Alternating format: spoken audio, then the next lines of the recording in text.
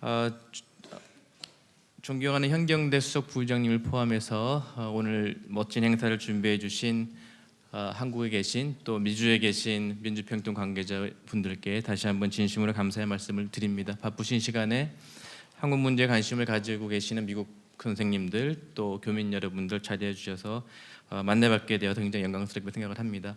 첫 번째 세션은 북한 문제 해결을 위한 바이러털한 접근, 남북관계적 접근이라든지 또 북한 문제와 관련된 한미 협조 등이 주된 논의의 서브젝트였다라면은 두 번째 세션은 한반도 분단이라고 하는 것은 국제적인 속성이 워낙 강하게 들어가 있고 한반도 평화 통일을 이룩하기 위해서는 국제적인 환경이 굉장히 중요한 것이기 때문에 통일 비전이 국제적으로 어떠한 파지티브한 의미가 있는지 또 통일 과정에서 국제적인 협력을 어떻게 도출해내야 될 것이 등과 관련된 얘기를 나누고 있습니다. 제 논문의 제목은 제 발표문의 제목은 에이시아 패러독스 동북아 평화협력 구상입니다. 제목이 조금 낯선 분들도 계실 것 같고요. 한국 정부의 정책을 쭉 이렇게 프렌들리하게 캐치업을 하고 계시지 않았더라면은 제목이 조금 낯설게 다가오실 것으로 짐작이 됩니다. 어느 사람과 마찬가지로 모든 국가는 저마다의 고유한 정체성을 가지게 됩니다. 각 국가는 정체성이 있죠. 우리가 흔히 학술적인 의미에서 또는 정책적인 의미에서 동북아 그런 표현을 많이 씁니다. 근데 선생님들께 한번 여쭤보고 싶은 것은 전 세계 어느 국가를 동북아 국가라고 부를 수 있다라면은 아마 그것은 대한민국이라는 데 이견이 없으실 것으로 생각을 합니다. 거의 20개 국가와 국경을 맞대고 있는 중국, 태평양을 건너서 있는 미국, 또 일본도 절대로 스스로를 동북아 국가라고 지칭하고 있지는 않습니다. 바다를 면하고 있지 않은 몽골, 그 어느 국가를 이렇게 되새겨 보더라도 동북아적 국가로서의 정체성을 가장 강하게 가지고 있는 나라는 전 세계의 대한민국이라고 과감하게 말씀드리고 싶습니다. 어떤 국가보다도 한국이 동북아적 정체성을 강하게 가지고 있는 국가라면은 한국의 국가 이익을 실현하기 위한 가장 중요한 전제 조건은 평화롭고 안정적인 동북아 질서를 이룩하는 것이라고 말씀드리고 싶습니다. 근데 문제는 다른 지역에서는 발견할 수 없는 동북아 지역에서만 발견되는 매우 독특한 특징이 한 두 가지 있습니다. 그것이 뭔가 하면은 이 거대한 미국 땅도 이렇게 나눠서들 말씀을 하시죠. 동부, 중서부, 서부 이렇게 얘기를 하시는 것으로 알고 있습니다. 전 세계에는 안보를 연구하는 학자들의 설명을 빌리면은 대략 12개 혹은 13개 정도의 안보 지역 단위가 작동하고 있습니다. 그 12개 정도의 안보 지역 단위 중에 리저널 세큐리티 컴플렉스가 존재하고 있는데요. 그 중에 하나는 바로 동아시아이고요. 동아시아는 다시 우리에게 친숙한 동북아와 동남아로 나누어지죠.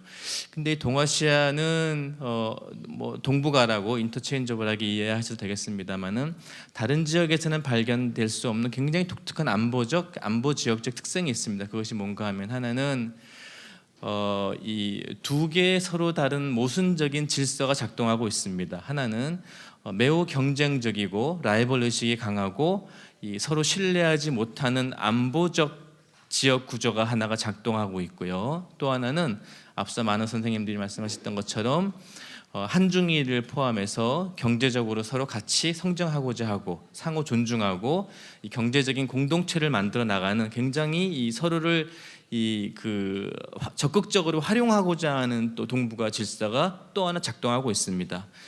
근데 이제 이 경제 영역의 질서와 안보 영역의 질서가 일치하지 않는 것은 동북아뿐만 아니라 전 세계 다른 지역에서도 유사한 점이 있습니다. 하지만 다른 세계 지역 어느 지역보다도 동북아는 이 안보적으로 작동하는 질서와 이 경제적으로 작동하는 질서 사이에 갭이 매우 큰 것으로 알려져 있습니다.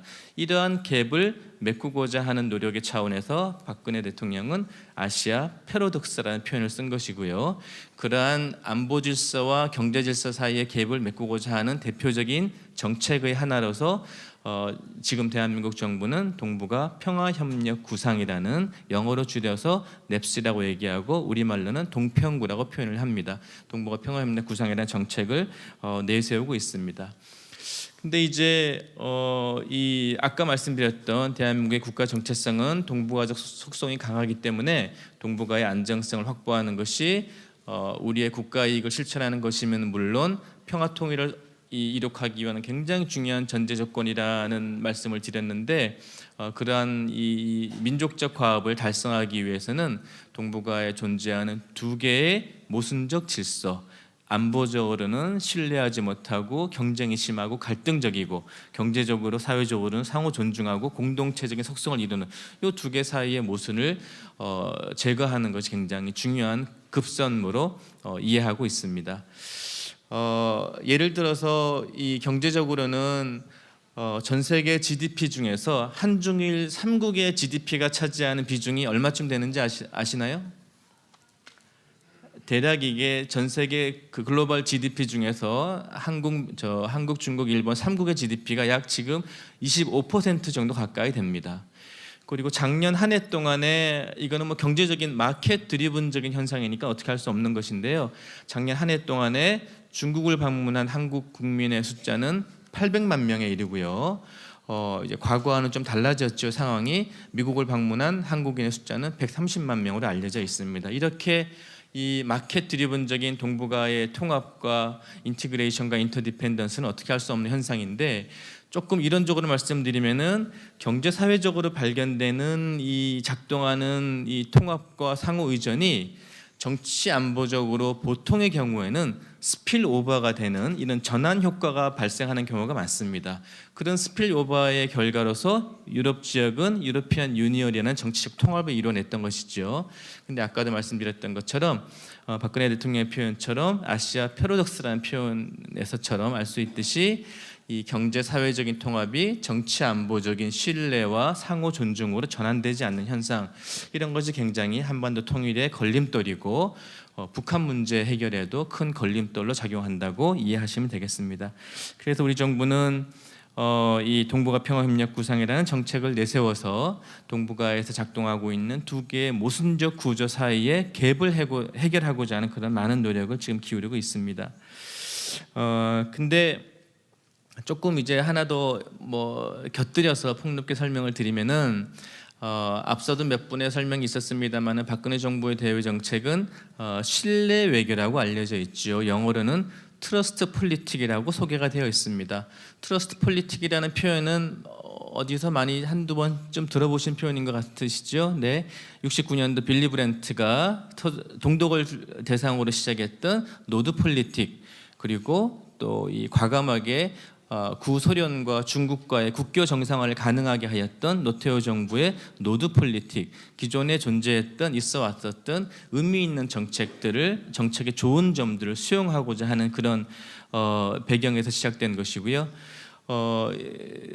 이 왜 다른 컨셉이 아닌 이 신뢰라는 트러스트라는 것을 핵심적인 어젠다로 삼아서 신뢰 트러스트 폴리틱스라는 그런 정책을 내세웠나 하면은 1972년도에 남북한 관계는 처음으로 이제 공동 성명을 발표해서 남북 대화가 시작이 되는데요. 1972년 이후로 지금 뭐 한 40여 년 동안 남북한 간에는 수없이 많은 합의가 이루어지고 수없이 많은 대화와 협상이 이루어집니다. 근데 왜 이 수십 년 동안의 남북 관계와 한반도 평화가 이 근본적으로 달성되지 못하였느냐?